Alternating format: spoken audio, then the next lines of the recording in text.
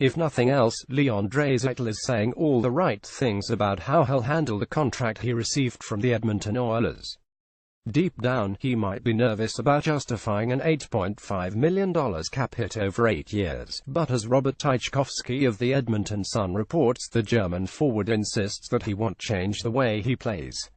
"I think that's the worst thing I could do right now, try and do too much," Draisaitl said on Friday. "I'm going to try and be myself, play the same way, do the same things I did last year, but still try and improve my game. For me the contract doesn't change much." More under pressure, Draisaitl. Todd McClellan discussed that situation in the same story, making a fair point. Sometimes people assume that a player struggles because of contract pressures, when it could be something else. In Draisaitl's case, the something else could be fairly obvious, carrying his own line rather than being on Connor McDavid's wing. You can go blue in the face debating nature versus nurture regarding Draisaitl, but it's undeniable that he spent about half of his even-strength minutes with McDavid in 201,617, his breakthrough season.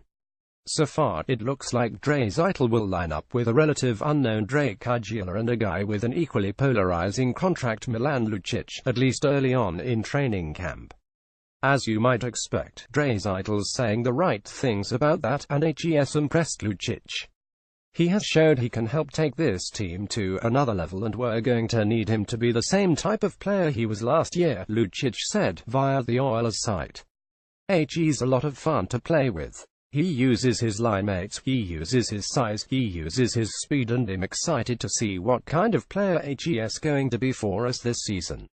Edmonton noted that McDavid and Draisaitl could pair up again, but if you look at teams like the Pittsburgh Penguins, they often manage their rosters by having the high-priced players bring along younger, cheaper players and veterans alike. The comparisons will be there for years when it comes to Draisaitl, and some might not be so flattering. Give him credit for having a good attitude, though. It may not have counted in the official standings, but the Vegas Golden Knights hit the ice for a game for the first time on Sunday afternoon and put on quite a show. The Golden Knights absolutely obliterated the Vancouver Canucks by a 94 margin in the first exhibition game thanks to 4-goal outbursts in the first and third periods. Leading the way for the Golden Knights on Sunday was 21-year-old forward Tyler Wong. Wong not only opened the scoring for the Golden Knights just 458 into the game, he added 2 more goals later in the game to complete the hat trick. He also picked up an assist for a 4-point night. Nick Suzuki, one of 3 first-round picks by the Golden Knights, also scored in the win. Both teams used fairly bare-bones rosters that were made up mostly of prospects, but Vegas' young players clearly ended up getting the better of the play with 9 goals from 6 different players and 38 shots on goal. Vegas didn't have Marc-Andre Fleury, James Neal, Jonathan Marchessault, Riley Smith or David Perron in the lineup, while the Canucks didn't use Henrik Daniel Sedin, Louis Eriksson, Bo Horvat, Thomas Vanek, or any of the regular defensemen. The Golden Knights continue the preseason on Tuesday night when they visit the Colorado Avalanche. They will play the first home preseason game on Tuesday, September 26 against the Los Angeles Kings. Glendale, Arizona. At poor ice conditions after a weekend concert has forced the Arizona Coyotes to cancel their scheduled preseason home game Monday night against the Los Angeles Kings. Coyotes president and CEO Steve Patterson announced Sunday that the game, which was to be the team's preseason opener, won't be rescheduled. He says the ice at Gila River Arena was not in suitable playing condition for the game, but didn't elaborate. Latin pop artists Gloria Trevi and Alejandra Guzman played a concert at the venue Saturday night. Patterson says the company that manages the arena has assured the team that all measures are being taken to repair the ice as soon as possible. Arizona plays Wednesday night at Anaheim and Friday night at Calgary before hosting San Jose on Saturday night. Each time Seth Jones felt like the Columbus Blue Jackets were dominating, the Pittsburgh Penguins went down the ice and scored. The series was over fast. TJ Oshie knows the feeling because the Penguins did it to the Washington Capitals often during playoff series the past 2 years. It kind of deflates what we're doing and it's hard to trust your game after that, Oshie said. Opportunistic, well-coached and talented, Pittsburgh has won 8 consecutive playoff series to become the NHL's only back-to-back Stanley Cup champion of the salary cap era and the first since the Detroit Red Wings in 1997 and 1998. Now everyone's trying to figure out how to stop the march of Sidney Crosby, Evgeny Malkin and the Penguins as they go from the three-peat. It's not one thing, Jones said. There's not a Crosby stopper. There's not a Malkin stopper. You can't put a stop on them. You just have to contain them. No one has contained them so far. The Penguins mowed through the New York Rangers, Capitals, Tampa Bay Lightning and San Jose Sharks to win the Cup in 2016 and then the Blue Jackets, Capitals, Ottawa Senators and Nashville Predators in 2017, and only 3 of those series needed 7 games. Patrick Kane acknowledged that while he and the Chicago Blackhawks used to be the standard after winning the Cup in 2010, 2013 and 2015, the Penguins have surpassed them. While the Los Angeles Kings rivaled the Blackhawks during the heyday, the Penguins have shown to be unbeatable when it matters most. It seems like they're on the brink sometimes, and they find the way out of it, Kane said. Just watching games, it's almost like you have that feeling that they're going to win, especially in playoffs. Whether that's the coaching staff or the players or just that organization, it seems like they have something pretty special going right now. If there are cracks in Pittsburgh's armor, they came this offseason with the losses of goaltender Marc-Andre Fleury, defenseman Trevor Daley and forwards Nick Bonino, Chris Kunitz and Matt Cullen. But Crosby, Malkin, goalie Matt Murray, winger Phil Kessel, top defenseman Chris Letang and coach Mike Sullivan remain, which explains why the Penguins are favored to win again and make it 3 in a row for the first time since the early 1980s New York Islanders dynasty. When you get Sid, Gino, Letang on the team, you always have a chance, said Fleury, who went to the Vegas Golden Knights in the expansion draft. That's how I felt every time. When every season started, I always felt like we had a chance to do great. I think they'll be dangerous again. Usually the grind of playing over 100 games in a season wears on a team.